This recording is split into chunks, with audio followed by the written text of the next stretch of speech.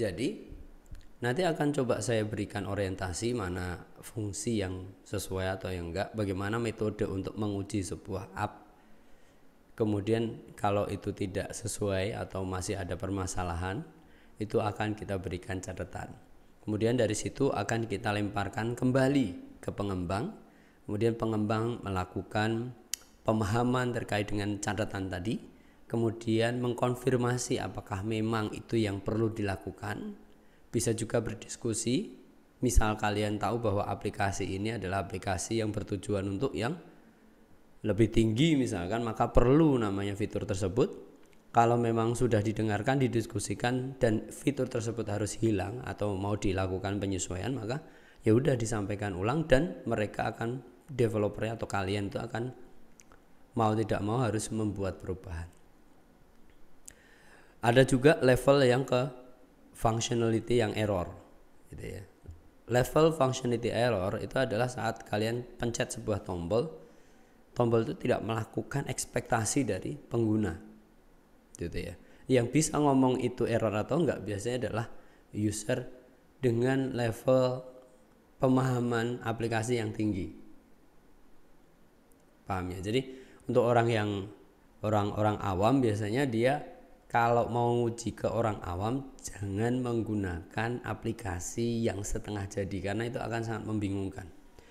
Tapi mulailah pengujian itu ke level pengguna yang tech savvy. Jadi dia udah paham aplikasi ini error atau enggak. Bukan salah yang saya ngeklik, pengguna ngeklik salah enggak ya, tapi benar-benar tahu bahwa aplikasi ini memang error. Kalau sudah tahu maka dia bilang ini error, perlu untuk diperbaiki. Saya misalkan contohnya adalah saat saya pencet tombol back, dia enggak ke back, ke belakang seperti yang saya harapkan. Saat saya pencet tombol resume tidak dilakukan resume gitu kan. Nah yang terjadi adalah yang sebaliknya atau malah hang gitu ya. Nah itu adalah error dan itu nanti saya contohkan.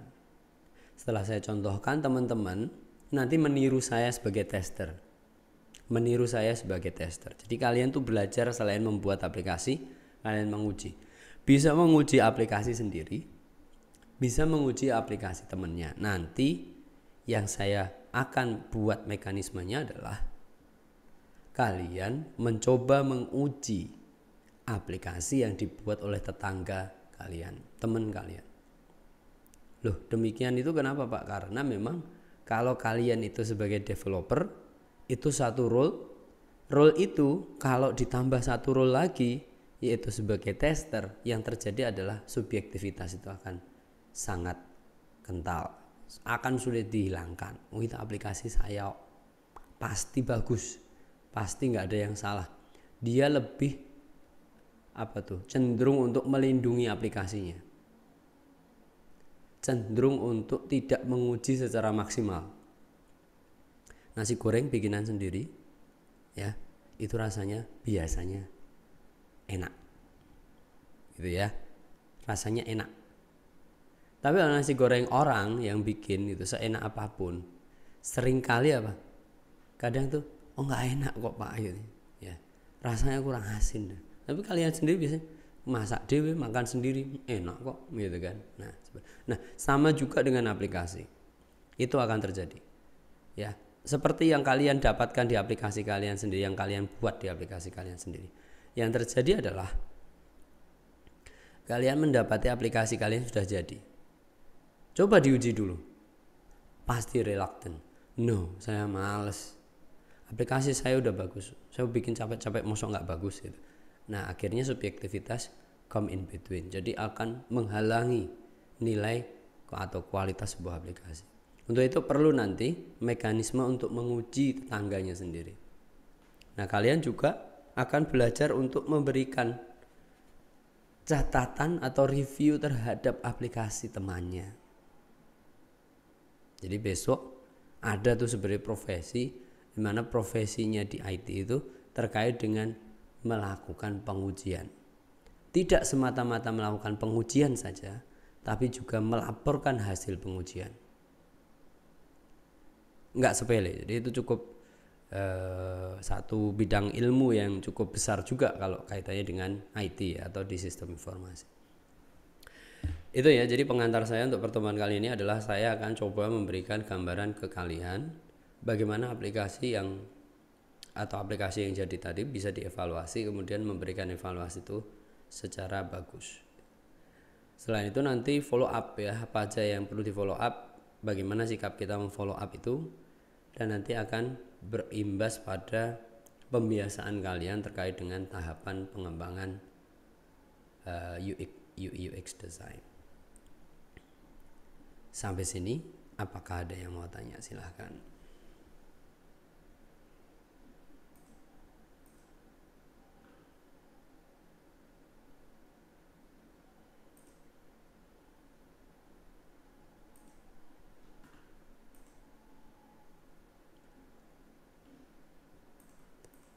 Kalau tidak ada, ya saya coba sampaikan dulu sebelum kalian akan saya antarkan ke proses berikutnya.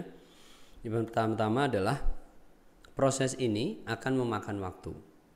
Jadi mohon bantuannya kerjasama untuk fokus di beberapa menit ke depan atau beberapa jam ke depan ya, misalkan nanti diperlukan. Dan di sana nanti bisa jadi dari kelas Zoom-nya ini akan habis ya, secara mendadak misal seperti itu ya. Nanti mohon bantuan bisa gabung kembali gitu ya, untuk memenuhi kebutuhan kita terkait dengan pengajaran tadi. Jadi jangan sampai nanti kalian habis presensi, ini kan udah presensi nih teman-teman yang ini yang masuk ini mungkin disambi untuk mempresensikan diri, kemudian nanti Zoom mati, biasanya di sesi yang kedua itu sudah tidak ikut gitu ya. Jadi tetap saya minta untuk bisa ikut, dan untuk memvalidasi itu tentu di akhir pertemuan sesi yang kedua atau yang ketiga tadi yang selama kita butuhkan nanti itu akan saya tanya manusianya ada enggak gitu ya. Kalau enggak ada, lihat di presensi itu akan saya buang gitu ya. Kalian mungkin sudah presensi tapi nanti saya tulis absen gitu karena Anda menghilang sebelum waktunya gitu, bolos gitu tanpa izin, kecuali memang ada izinnya ya Pak, saya mau ada ayam saya melahirkan misalkan ya, itu izin dulu ya, itu enggak apa-apa ya. Nggak boleh ya ayam melahirkan, biar melahirkan sendiri. Lagian ayam nggak melahirkan Pak, bertelur Pak dan juga ya. Mohon maaf ya, jadi agak aneh. Baik, kita lanjutkan saja. Nggak ada pertanyaan toh Mas Mbak? Nggak ada, seperti biasa. Oke, sudah tersaji di depan kalian Trello ya. Ini salah satunya mungkin yang agak terlambat, udah ketahuan siapa saja gitu ya. Nah, mungkin dari sini kalian bisa mendapati, kita lihat dulu lah ya, kita udah sampai mana. Ini kan pertama wireframe kan, kemudian saat sudah wireframe-nya sudah selesai, akan saya geser ke sana. Nah, wireframe ini kok bisa salah, bagaimana Pak? Wireframe ini bisa salah karena bisa jadi nanti kalian bisa cek yang terbaru ya, kalian cek file yang terbaru. Ini sudah saya share ya. Oke, nah ini agak loading ya. Nah, ini sebenarnya adalah sebenarnya kalau misalkan sudah pada tahapan wireframe ini nggak masalah ya, saya bisa melihat seperti apa rancangannya begitu ya, seperti ini ya. Nah, saya bisa memberikan beberapa masukan juga nih teman-teman ya, bisa melihat di sini ya, dan bisa menginspek di sini, bisa juga memberikan komentar langsung di komen sini. Buat icon yang biasa digunakan ya. Saya bisa panggil manusianya nih yang bikin sih, Mbak siapa namanya, saya nggak tahu namanya, Mbak Catur nih. Nah, ini bisa nanti Anda lakukan seperti ini. Kenapa saya bilang demikian?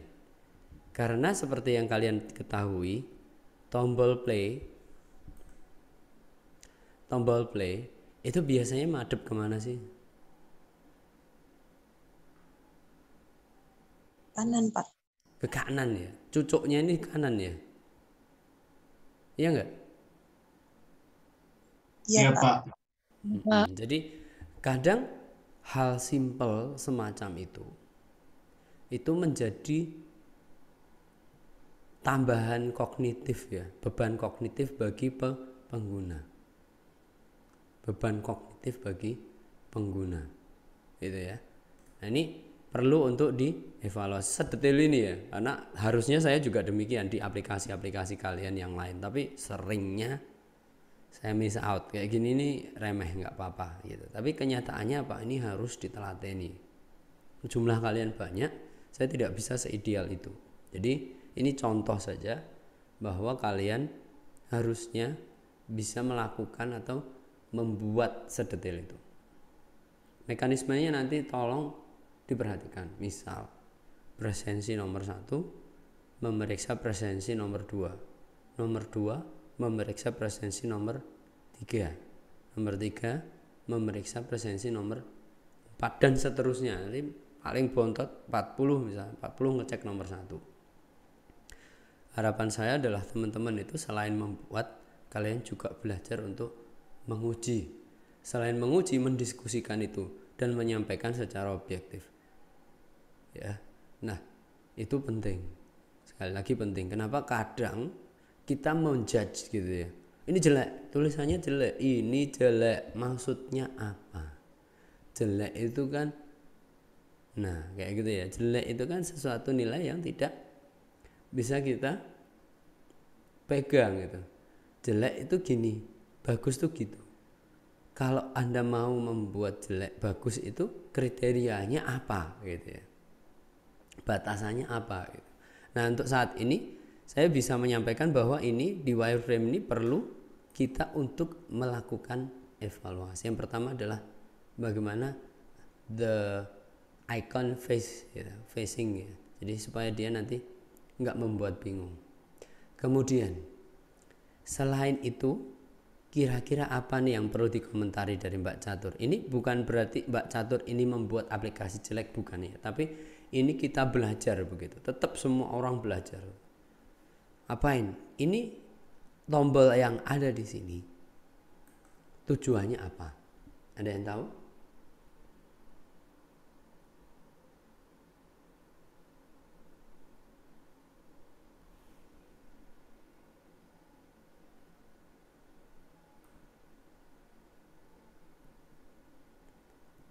Contoh di sini ya, mulai, ada tombol mulai. Setelah mulai, logikanya adalah itu akan berjalan jamnya, detikannya berjalan. Nah, ada juga putaran di sana, di mana dia menandai bahwa kita memutari satu buah lingkaran tadi, mulai dari start sampai finish itu satu putaran. Kita pencet. Logikanya kalau kita pencet putaran, yang terjadi adalah putarannya muncul seperti yang ada di putaran tadi ya. Bagus Mbak Catur ya. Kemudian di situ mulailah lap 1. Kemudian dipencet lagi putaran jadi lap 2. Catatan waktunya. Kemudian dari situ sebenarnya bisa kita periksa ya, misalkan 158 tambah 458, nah kan logikanya memang seperti ini. Jadi ada waktu lap pertama itu berapa, total waktu yang ada berapa. Ini untuk putaran dia menampilkan informasi dengan benar. Jadi saat ini diklik, nanti tentunya mengarah ke sini. Ya ada ini. Tapi tetap berjalan waktunya ya, tetap berjalan. Nah, ada waktunya kita jeda. Logika saya, jeda ini nanti masuk jeda 1. Ya, pause gitu. Nah, setelah pause itu tentu akan ada tanda berhenti begitu, atau dia itu sedang berhenti. Tentunya ikonnya kalau tanda pause itu sudah bisa kita kenali semua, yaitu adalah tanda apa sih biasanya sih kalau pause itu, sedang di pause itu? Tanda apa?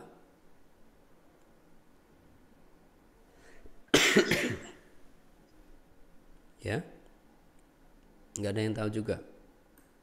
Segitiga, Itu Pak. Pak, 2 garis loh Pak. 2 garis, betul Mas Bara. Jadi ada 2 garis ke bawah gitu ya. Anda bisa bikin pakai rectangle, kemudian dibikin 2 gitu ya. Rectangle-nya itu nanti dari situ kalian bisa jejer ke secara vertikal. Kemudian kosongnya aja, nggak usah dikasih bayangan. Jadi itu udah kayak 2 garis gitu sejajar kiri kanan vertikal. Nah itu menunjukkan bahwa kalian sedang pause gitu.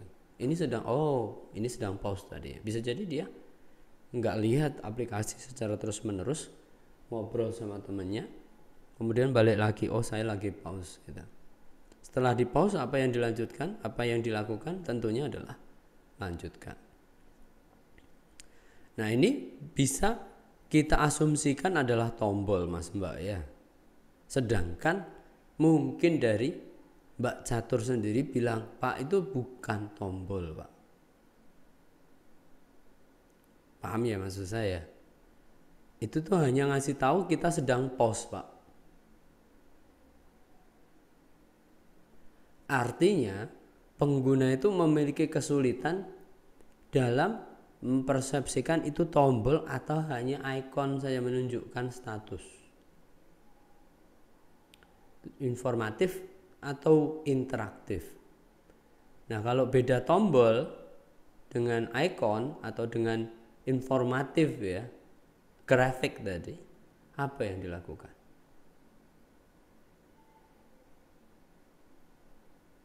Yang dilakukan apa? Hilangkan saja gitu. Kalau gampangnya seperti itu, hilangkan apa? Tombolnya. Bahkan tidak perlu ya. Contohnya apa? Tidak perlu yang disebut sebagai tombol lanjutkan ini. Langsung saja ada di tampilannya tadi. Saat Anda butuh untuk jeda, pencet jeda, yang terjadi adalah ikon pause-nya itu muncul. Ikon pause itu kalau dipencet bisa melanjutkan kembali. Bisa seperti itu ya. Atau kasih tombol dengan tampilan desain yang berbeda dari tampilan informatif gitu ya. Bisa dipahami ya. Jadi solusinya seperti itu. Nah, bagaimana membedakan antara tombol button dan juga informatif? Kalian bisa merancang layoutnya tadi. Mana interaktif layout, mana yang non interaktif layout. Kita tahu bahwa di dalam tampilan jam detikan ini kita asumsikan dia bukan sesuatu yang bisa kita ajak interaktif. Nah, kita bisa kelompokkan ke dalam bagian tersebut. Masih ingat ya yang hukum apa yang kemarin kita pelajari itu? Ada closeness gitu. Ada closeness di mana kedekatan atau bagaimana grupnya itu mempengaruhi bagaimana persepsi dari pengguna. Oh, itu saya klasifikasikan sebagai sesuatu yang tidak bisa kita interaktif gitu ya. Itu hanya menampilkan saja.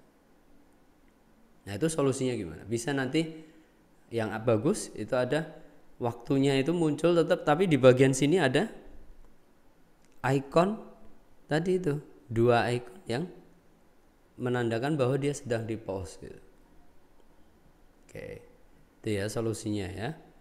Kemudian ini baru wireframe ya, ini baru wireframe dari keseluruhan aplikasi ya. Kemudian setelah itu ada tombol reset. Saya sampaikan ya. Jadi kalau di aplikasi stopwatch, tombol reset itu tidak bisa mendadak ada di sana. Reset itu adalah men-set ulang dari yang awal tadi. Ya. Sebelum ada tombol reset, sebelum ada langkah reset, ya, itu biasanya ada langkah yang disebut sebagai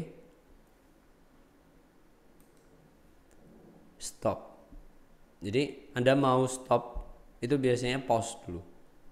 Jadi nggak berjumbel di situ. Ada Pak, saya mau bikin tombol tuh komplit banget Pak. Gitu.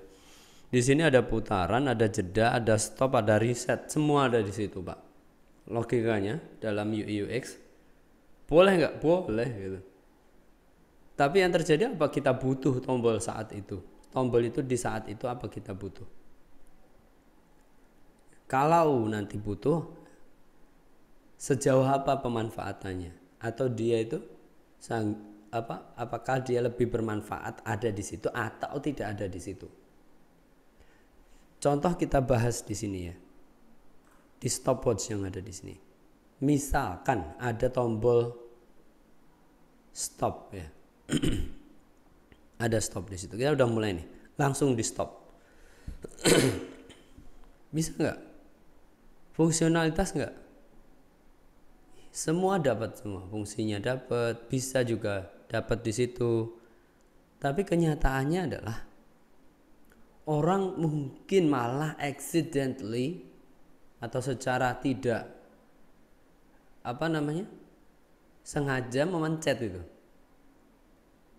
Yang terjadi orang yang tadi sudah menghitung stopwatchnya tadi kepencet stop malah saat dia udah berputar lari begitu ya. Satu putaran dia kok stop gitu. Dan aplikasi itu mendapatkan feedback yang buruk gitu. Karena apa? Accidentally dia push yang namanya stop tadi. Nah, biasanya aplikasi-aplikasi ini juga harus merancang atau dirancang sesuai dengan kebutuhan. Ini kira-kira stopwatchnya ini dipakai oleh siapa? Sang pelarinya atau asisten dari pelarinya tadi. Kalau dia sang pelari, tidak mungkin stopwatchnya itu digunakan sambil dilihat terus sambil dia lari. Bayangkan ya, bawa HP, dia mulai, kemudian lari sambil bawa HP-nya tadi. Bisa sih, tapi apa dia maksimal? Butuh stopwatch kok enggak kayak gitu. Nah, dan setelah itu sampai pada satu tempat, dia putaran terus lari lagi. Nah, bayangkan tuh, dia lari bawa HP. Pada kondisi normal, biasanya setelah dia mulai, dia sarungkan HP-nya itu. Ya, atau supaya dia punya waktu yang valid, biasanya ada waktu untuk penghitungan mundur. Mulai, gitu kan? 3, 2, 1, lari. Dia ngitung, dia lari. Itu aplikasi untuk Strava, kadang seperti itu juga. Karena ada jedanya di mana dia harus bersiap bahwa memang ini sudah mulai hitungan gitu ya. Ya, paham ya maksud saya? 3, 2, 1 masukin atau pas dia mulai 3, 2, 1 lari.